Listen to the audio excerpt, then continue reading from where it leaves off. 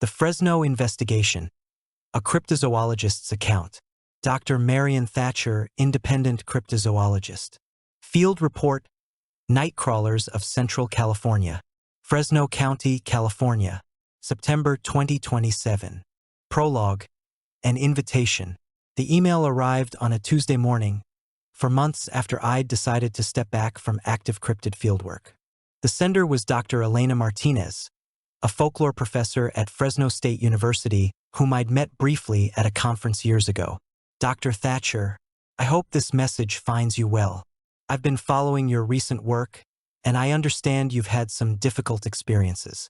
I'm writing to invite you to investigate something here in Fresno that I think might interest you, not because it's dangerous or dramatic, but because it's genuinely strange and, as far as I can tell, entirely harmless. Have you heard of the Fresno Nightcrawlers? They're small, white creatures that appear on security cameras occasionally, walking through yards and parks. They look like animate pairs of pants, essentially just legs with tiny heads. The footage is bizarre and has never been satisfactorily explained. They don't threaten anyone, don't damage property, just walk around and disappear. I think this might be a good subject for you right now. Low stakes, high strangeness, and the opportunity to investigate something that seems more curious than menacing. If you're interested, I'd be happy to introduce you to witnesses and help with the research. No pressure. Just an invitation to remember that not everything unknown is dangerous. Best regards, Elena Martinez. I read the email 3 times. My therapist had been encouraging me to reconnect with the aspects of cryptozoology that had originally drawn me to the field. The sense of wonder, the joy of mystery, the possibility that the world contained more strangeness than our sciences could explain. She'd also encouraged me to consider investigations that didn't put me in physical danger. Tiny white leg creatures that walked through yards at night? That sounded exactly right. I replied to Dr. Martinez that afternoon. I'm interested. When can I start? Day 1. Arrival in Fresno. I arrived in Fresno on a warm September afternoon. The landscape was dramatically different from Michigan's forests or Florida's swamps. Flat agricultural land stretching to distant mountains, hot and dry, with irrigation channels cutting through fields of grapes and almonds. Fresno is California's 5th largest city, but it has a distinctly different character from Los Angeles or San Francisco, more working class, more agricultural, less glamorous. It's a place people drive through on their way to Yosemite, not a destination in itself, except, apparently, for people investigating small white creatures.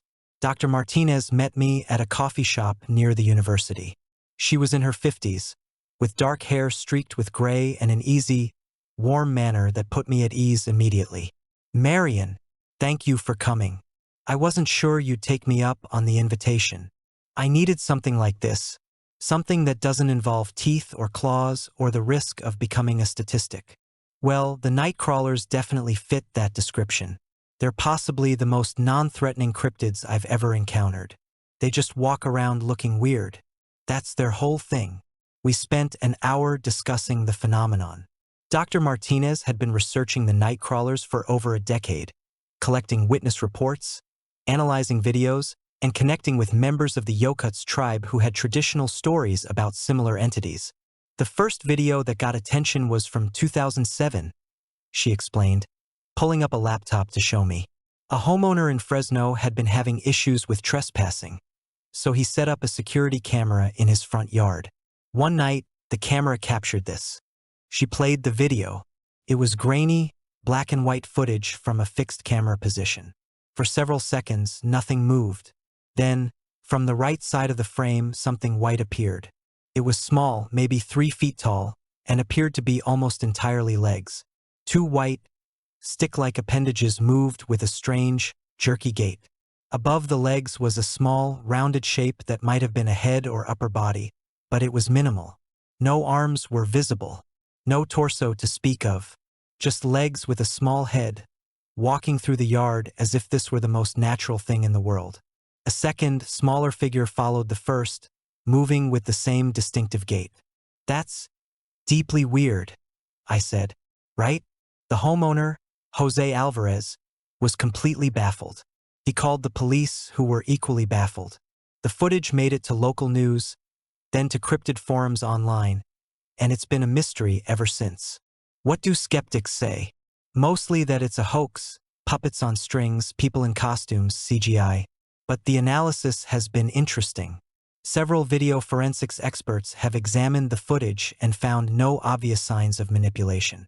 The movement is strange, it doesn't quite match puppet mechanics or human movement in costumes. And Mr. Alvarez has never changed his story or tried to profit from the video. Have there been other sightings? Several. Another security camera video from Yosemite in 2011, multiple eyewitness accounts from the Fresno area, and reports from other parts of California. The descriptions are remarkably consistent. Small, white, leg-like creatures that walk with that distinctive gait and seem utterly indifferent to humans. I watched the video again, trying to understand what I was seeing. Unlike the creatures I'd investigated previously, these didn't seem biological in the conventional sense. They looked almost abstract, like animated drawings or manifestations of some kind. What do you think they are? I asked. Dr. Martinez smiled. That's what I'm hoping you can help figure out. But Marian, I want to be clear. This investigation should be different from your recent work. These creatures, if they exist, don't pose a threat. They don't hunt, don't attack, don't even seem particularly interested in humans. This should be a low-stress investigation focused on wonder rather than danger. That sounds perfect. Day 2, Jose Alvarez. Dr. Martinez arranged for me to meet with Jose Alvarez, the homeowner who'd captured the original 2007 footage. He still lived in the same house, a modest single-story home in a quiet residential neighborhood. Mr. Alvarez was in his 60s, retired from working in agriculture, and clearly tired of talking about the Nightcrawlers. But he agreed to meet with me as a favor to Dr. Martinez. We sat in his living room, and I noticed he kept the security camera footage on a USB drive on his mantle, a constant reminder of the night that had made him briefly famous in cryptozoology circles. MT. Mr. Alvarez, thank you for speaking with me. I know you've told this story many times. Too many times. But Dr. Martinez says you're serious, that you're not here to make fun or try to prove I faked it. So okay, I'll tell you again. MT, walk me through that night. What happened? We'd been having problems with people cutting through our yard at night. Kids mostly taking shortcuts. My wife was worried about it, so I bought a security camera, one of those motion-activated ones, and set it up facing the front yard. The first few nights, it caught nothing. Then, maybe a week after I installed it, I checked the footage and saw those things walking through my yard. MT, what was your first reaction? I thought the camera was broken, or that someone was playing a joke, like they'd put something in front of the lens. But when I checked the yard, there was nothing there. And the footage showed them walking across the whole space, from one side to the other. They weren't just in front of the camera, they were moving through the yard. MT, did you see them with your own eyes? Or only on camera? Only on camera. That night, we were inside watching TV. Didn't see or hear anything unusual. The camera caught them around 2:30 a.m. We were asleep. MT, have you seen them since? No, just that one night. I kept the camera running for months afterward, hoping to catch them again. But nothing. Just that one time those two things walked through my yard, and that was it. MT, what do you think they were? Long pause. I don't know. My wife thinks they were ghosts or spirits of some kind. My son thinks I got hoaxed, that someone played a trick on me, though he can't explain how. Me? I think they were something real, something alive, but not like any animal I've ever seen or heard of. They didn't look threatening. That's what struck me most. They were just walking, going from one place to another, minding their own business. They didn't stop to look at the house, didn't try to get in, didn't damage anything. They just passed through. MT, has the experience affected you? Changed how you think about the world? It made me realize there's a lot we don't understand. I worked in agriculture for 40 years. I know animals, I know what's normal in nature. Those things weren't normal, but they also weren't scary or dangerous. Just different, strange. It made me think the world is bigger and weirder than I thought it was. That's not a bad thing. Before I left, Mr. Alvarez gave me permission to make a copy of the original footage. Maybe you'll see something in there that no one else has seen, he said.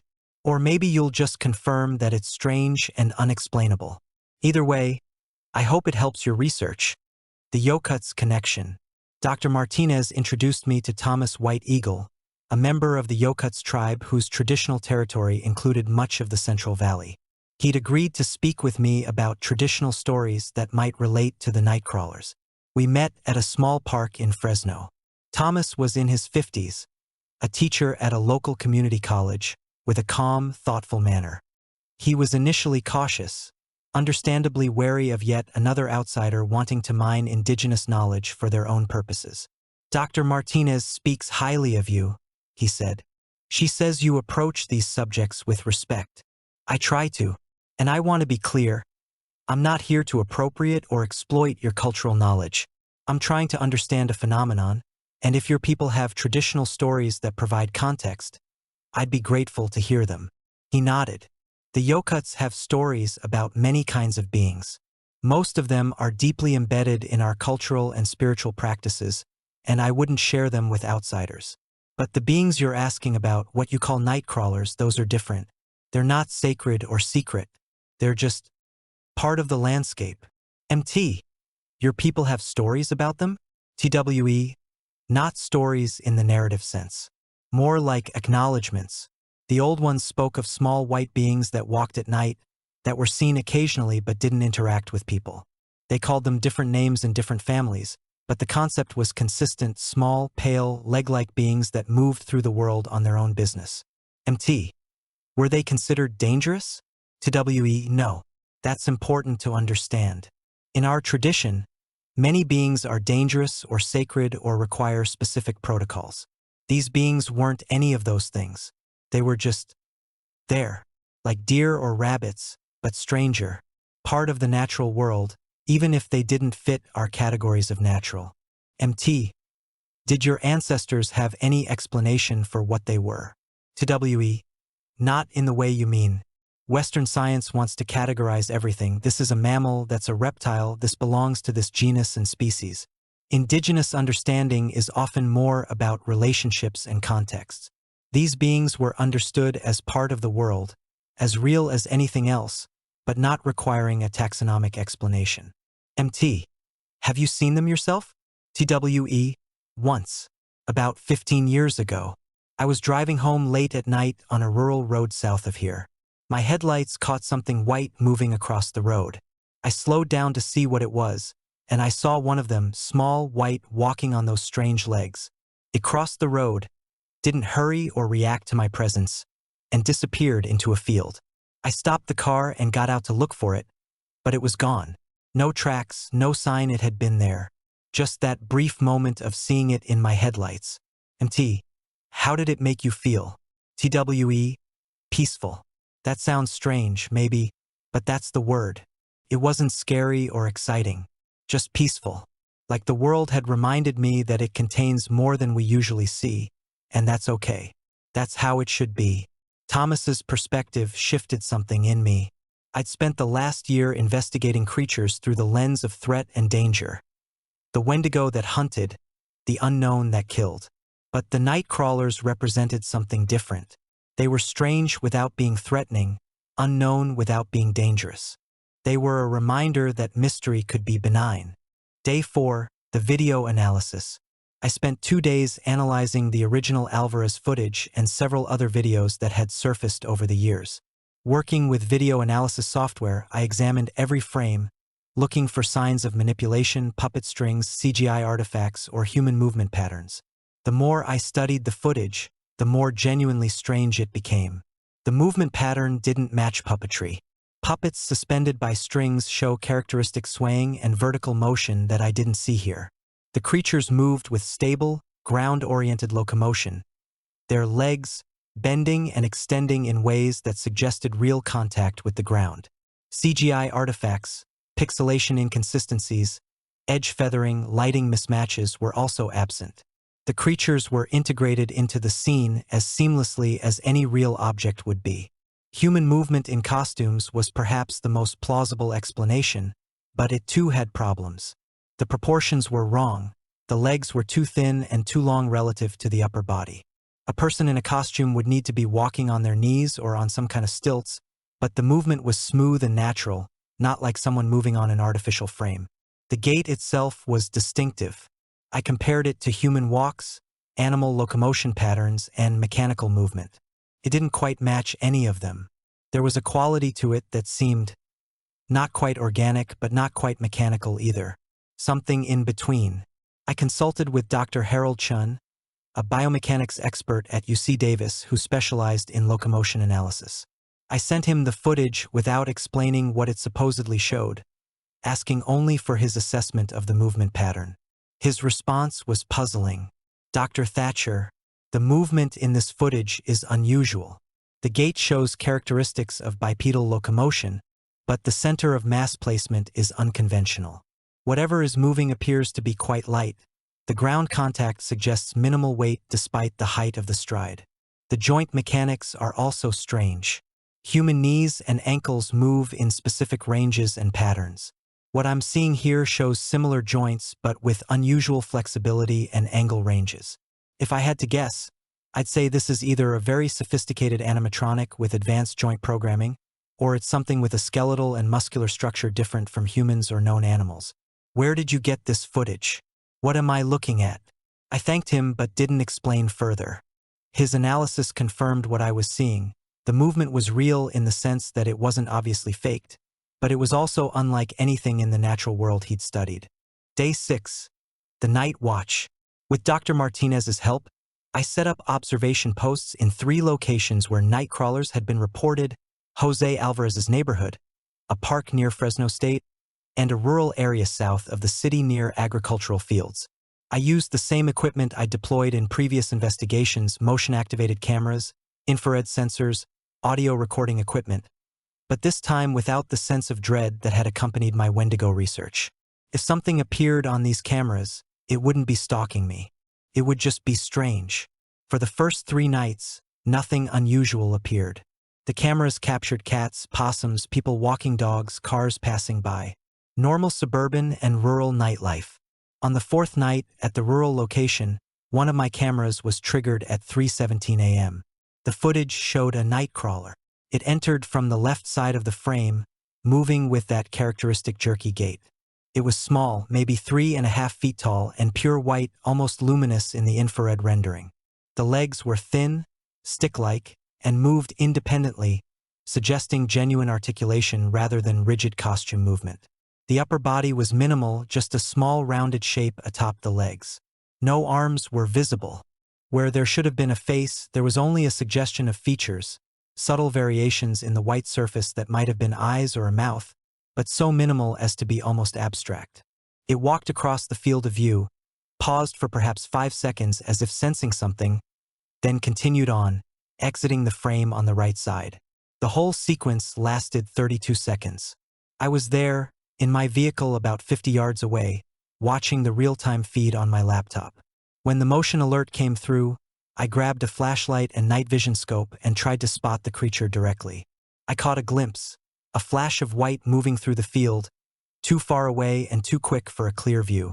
By the time I exited the vehicle for a better look, it was gone. But the camera had caught it. I had clear footage of a Nightcrawler, recorded under conditions where hoaxing would have been extremely difficult. The location was remote. I'd set up the camera myself, and no one knew I was conducting surveillance there. I sat in my vehicle, watching and re-watching the footage, and felt something I hadn't felt in a long time. Pure joy. Not the satisfaction of collecting evidence or the thrill of scientific discovery. Just simple, childlike joy at seeing something impossible and wonderful. Day 7, the track analysis. I returned to the location at dawn, hoping to find tracks or other physical evidence. The field was mostly dirt and sparse grass, and I did find impressions where the Nightcrawler had walked. The tracks were unusual, small depressions, oval-shaped, approximately 4 inches long and 2 inches wide. They were shallow, suggesting very light weight despite the height of the creature. The stride pattern matched what I'd seen in the video, approximately 2 feet between steps, showing a smooth, regular gait. I made plaster casts and took detailed measurements. The tracks didn't match any known animal. They were too small for human footprints, even children's, too regular and bipedal for most mammals, and lacking the claw marks you'd expect from birds or reptiles. I also found something else. A small tuft of white material caught on a dried plant stem near where the creature had passed. I collected it carefully in an evidence bag. Back at my hotel, I examined the material under magnification. It was fibrous, slightly translucent, and extraordinarily light. Under my portable microscope, it showed a structure unlike hair, fur, feathers, or any textile I was familiar with. I sent a sample to a materials analysis lab, asking them to identify the composition. Their report came back 3 days later. The material appears to be primarily composed of proteins with an unusual amino acid arrangement. It's not identical to keratin, hair/fur, or any known textile fiber. The structure suggests biological origin but doesn't match any organism in our database. Without more context, we can't provide a definitive identification. Where did this material come from? I had biological evidence. Not conclusive proof of what the Nightcrawlers were, but physical material that couldn't be easily explained away as costume fibers or animal hair. Day 9. Dr. Martinez's theory. I met with Dr. Martinez to share my findings. We sat in her university office, surrounded by books on folklore, mythology, and cultural anthropology, and discussed what I'd documented. "You've done more in a week than I've accomplished in 10 years, she said, examining my footage and photographs. "This is the clearest documentation of a Nightcrawler anyone has captured. The question is what it means. What are they?" "I have a theory," she said. "It's speculative, and I can't prove it, but hear me out." She pulled out a map of California and marked several locations. "Look at where the sightings cluster: Central Valley, particularly around Fresno. Some reports from Yosemite. A few from other parts of California. What do all these areas have in common? Agricultural land? Native American territory. They're areas where the landscape has been dramatically altered by human activity. The Central Valley was once wetlands, marshes, rivers. We've drained it, channeled it, turned it into farmland. Yosemite is one of the few places where the landscape remains relatively pristine. You're suggesting the Nightcrawlers are connected to landscape changes? Or they're what remains of something that was more common before those changes?" Thomas White Eagle mentioned that his ancestors spoke of these beings casually, as if they were ordinary parts of the environment. What if they were? What if there used to be many more of them, and we're only seeing the last few, the ones that have adapted to living in the margins of human-altered landscapes? It was an intriguing theory. It positioned the Nightcrawlers as remnants rather than mysteries, the last survivors of a species or phenomenon that was once common but had been displaced by human activity. "If that's true," I said, "then these sightings aren't about discovering something new. They're about documenting something that's almost gone." "Exactly, and that changes how we should approach them. Not as creatures to be captured or studied, but as survivors to be protected. If the Nightcrawlers are real, and your evidence strongly suggests they are, then they need habitat, they need to be left alone, and they need humans to stop altering the last places where they can exist." Day 11. The return visit. I returned to the rural field one more time, hoping for another sighting. I'd refined my camera placement, added better lighting equipment, and positioned myself for optimal observation. Around midnight, I saw one. Not on camera this time, directly with my own eyes. It emerged from a line of trees about 40 yards away, moving into the moonlit field. Through my night vision scope, I watched it walk with that distinctive gait. Those thin white legs moving independently, the small body balanced perfectly above them. It wasn't alone. 2 smaller ones, juveniles perhaps, followed it, staying close.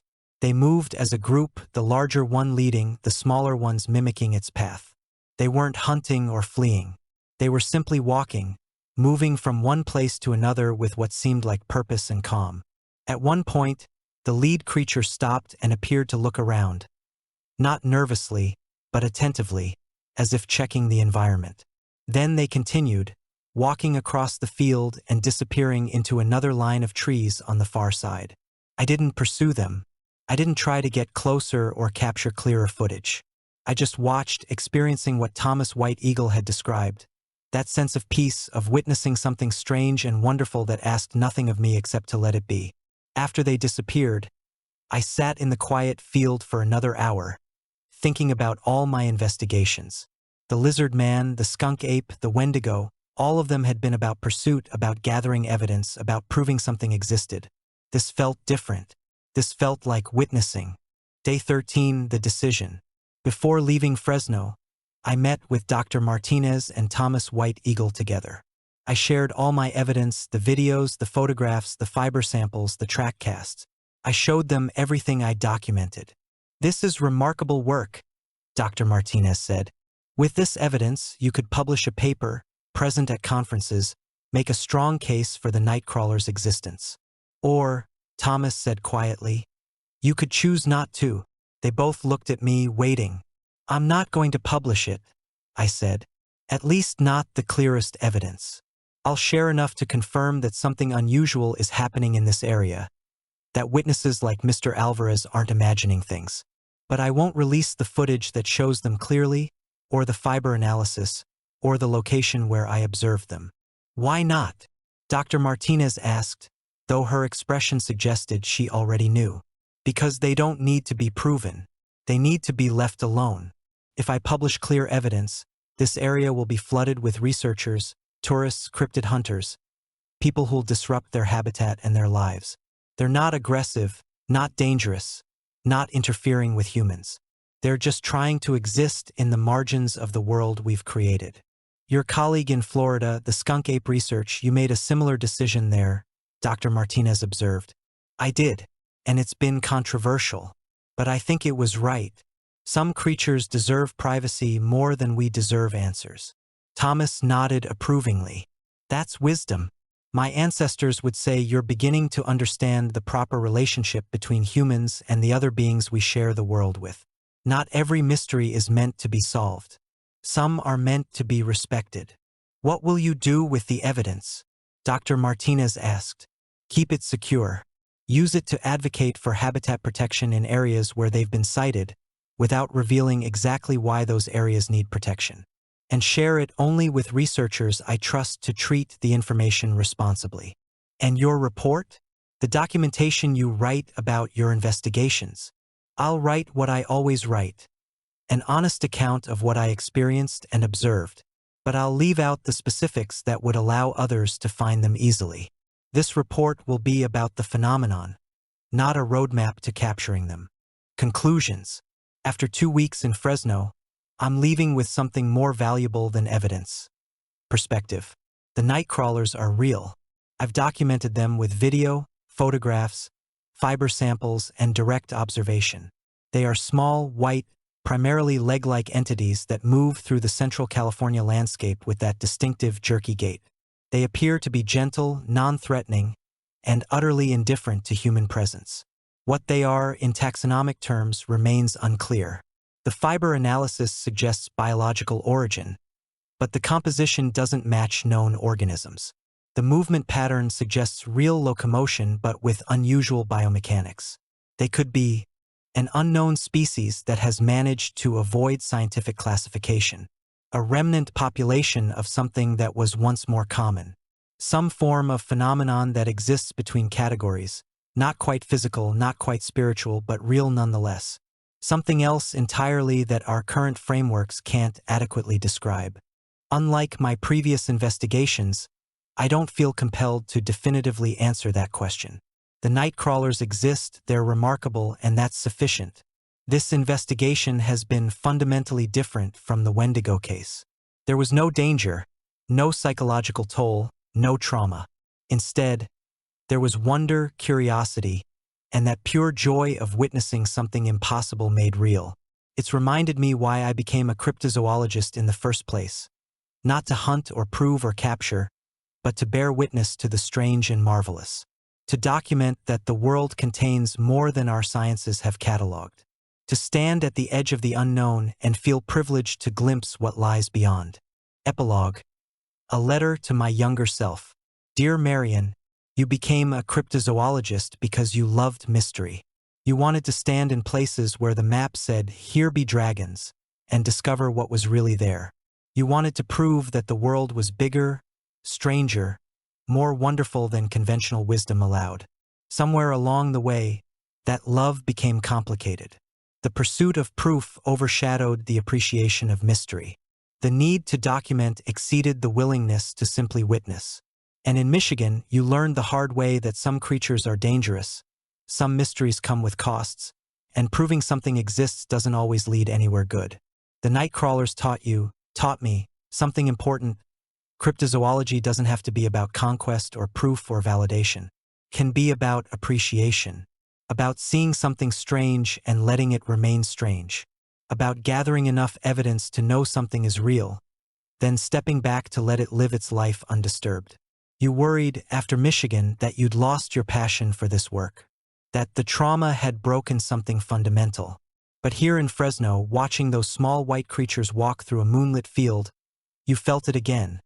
That original wonder, that childlike joy, that deep satisfaction in knowing the world is strange and marvelous. This is the cryptozoology worth practicing. Respectful, careful, protective. Not hunting but witnessing. Not proving but appreciating. Not conquering but coexisting. The Nightcrawlers will remain mysterious. They'll continue to appear occasionally on security cameras, to walk through fields at night, to be glimpsed briefly by people lucky enough to be in the right place at the right time. And that's exactly how it should be. Some mysteries are meant to be solved.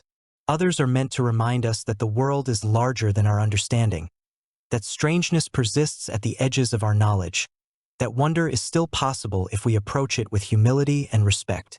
You're healing. The nightmares from Michigan are becoming less frequent. The hypervigilance is fading. You're remembering what drew you to this work originally, and you're learning to practice it in a way that doesn't destroy you in the process. The Nightcrawlers gave you that gift.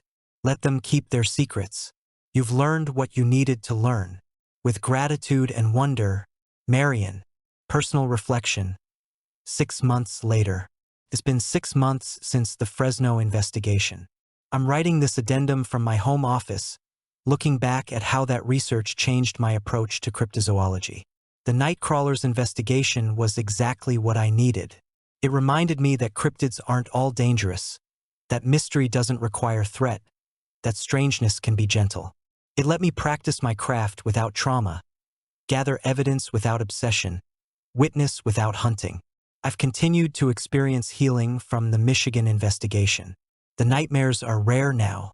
I can think about the Wendigo without spiraling into anxiety. I've learned to recognize the warning signs of obsession and to step back before crossing into dangerous territory.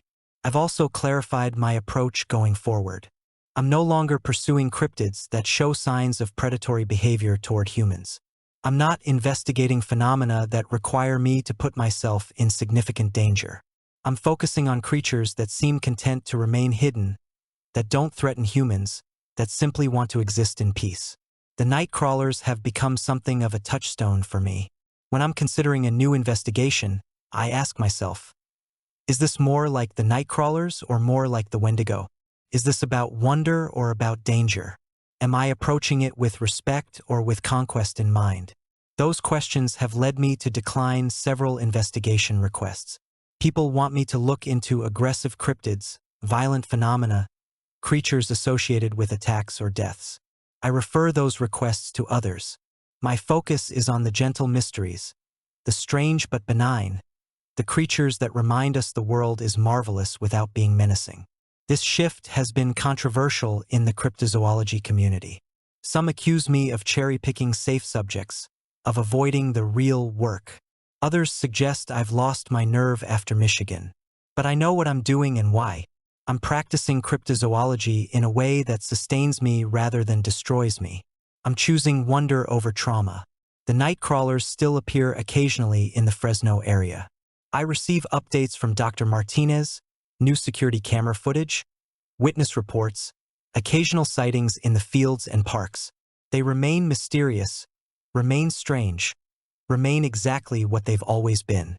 And I remain grateful that they exist, that I got to witness them, and that I chose to let them keep their secrets. A final note. I've documented 3 types of cryptid investigations in this series of reports. The lizard man, ambiguous, fascinating, ultimately leaving more questions than answers. The skunk ape clear evidence, deliberate choice to withhold for conservation. The Wendigo definitive proof, but at tremendous personal cost and with a creature that couldn't be protected. The Nightcrawlers clear evidence, gentle mystery, joyful witnessing without trauma. Each taught me something about cryptozoology, about ethics, about the relationship between knowledge and protection, about the costs of pursuing the unknown. If I could go back and tell my younger self anything, it would be this. Not every mystery needs to be solved. Not every creature needs to be proven. Not every unknown needs to become known. Sometimes the greatest contribution a cryptozoologist can make is to document that something exists, advocate for its protection, and then let it remain mysterious. The world needs wild places and wild things. It needs mysteries at the edges of our maps. It needs moments when we encounter something we can't explain and have to simply accept that not everything fits our categories. The Nightcrawlers are one of those things. Small, white, impossibly strange, walking through the California night on their thin legs, asking nothing of us except to be left alone. I'm honored to have witnessed them, and I'm content to let them remain mysterious. Dr. Marian Thatcher, independent cryptozoologist. March 2028. Wonder is sufficient. Mystery is valuable. Not everything unknown needs to become known. The Nightcrawlers taught me that some creatures exist not to be understood, but to remind us that understanding isn't always necessary. Sometimes witnessing is enough.